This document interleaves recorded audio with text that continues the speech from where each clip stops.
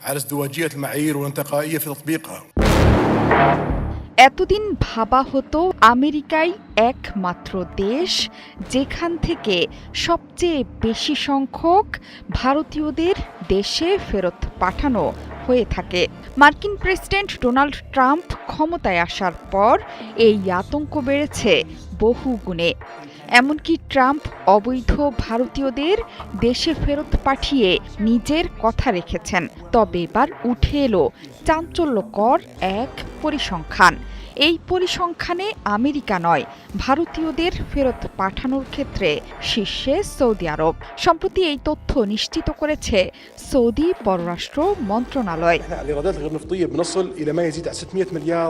বিদেশের মাটিতে অবৈধভাবে থাকা এবং শ্রম আইন লঙ্ঘনের অভিযোগে ভারতীয় নাগরিকদের দেশে ফেরত পাঠানোর পরিসংখ্যানে উঠে এসেছে এমন চাঞ্চল্যকর তথ্য।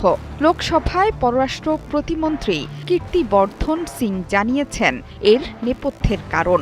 ভারতীয়দের এই গণবহিষ্কারের পেছনে মূলত ভিসা বা রেসিডেন্সি কার্ডের মেয়াদ শেষ হওয়ার পর সৌদিতে অবস্থান এবং কাজের অনুমতি ছাড়া কাজ করা, শ্রম আইন লঙ্ঘন, নিয়োগকর্তার নজর এড়িয়ে পালিয়ে যাওয়া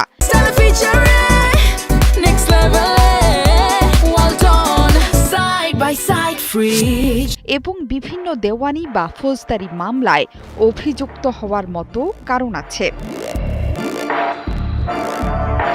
রিয়াদে অবস্থিত ভারতীয় মিশনের তথ্যমতে 2021 সাল থেকে 2025 সাল পর্যন্ত সৌদি আরব থেকে রেকর্ড সংখ্যক ভারতীয়কে দেশে ফেরত পাঠিয়েছে মোহাম্মদ বিন সালমানের দেশ। এর মধ্যে 2021 সালে 8,887 জন, 2022 সালে 10,277 জন, 2023 সালে 11,486 জন, 2024 সালে 9,206 জন আর 2025 সালের এখন পর্যন্ত 7,019 জনকে দেশে ফেরত পাঠিয়েছে রিয়াদ। সৌদি আরব ছাড়াও বিশ্বের বিভিন্ন দেশ থেকে বিতাড়নের শিকার হচ্ছেন ভারতীয়রা। এর মধ্যে মিয়ানমার, মালয়েশিয়া, সংযুক্ত আরব আমিরাত, বাহরাইন, থাইল্যান্ড এবং কম্বোডিয়া উল্লেখযোগ্য সংখ্যক হারে ভারতীয়দের ফেরত পাঠিয়েছে। মিয়ানমার, মালয়েশিয়া এবং আমিরাত থেকে প্রায় 1,500-এর মতো অবৈধ অভিবাসীকে ভারতে ফেরত পাঠিয়ে দিয়েছে সরকার। সৌদির সাথে ভারতের সম্পর্ক এমনিতে বন্ধুত্বপূর্ণ। গেল এপ্রিলে ভারত পাকিস্তান যুদ্ধের সময় মধ্যস্থতায় এগিয়ে আসে রিয়াদ। আলোচনার মাধ্যমে সংকট সমাধানের তাগিদ দিয়েছিল মোহাম্মদ বিন সালমানের দেশ।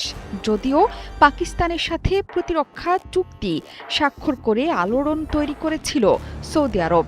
সেই চুক্তিতে এসেছে তৃতীয় কোনো দেশ যদি ভারত বা পাকিস্তানকে আক্রমণ করে তাহলে তা দুই দেশকেই আক্রমণের সমতুল্য। যদিও সৌদি আরব পরে খোলাসা করে বলেছে তাদের আক্রমণের লক্ষ্যবস্তু ভারত নয়। تشهد على فشل مجلس الأمن والمجتمع